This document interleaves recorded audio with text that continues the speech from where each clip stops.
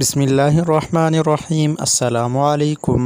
مصائب سے نجات اور مقاصد کے حصول کا مجرب نسخہ۔ حدیث میں رسول اللہ صلی اللہ علیہ وسلم نے عوف بن مالک رضی اللہ عنہ کو مصیبت سے نجات اور حصول مقصد کے لیے یہ تلقین فرمائی کہ کثرت کے ساتھ لا حول ولا قوت الا باللہ پڑھا کریں۔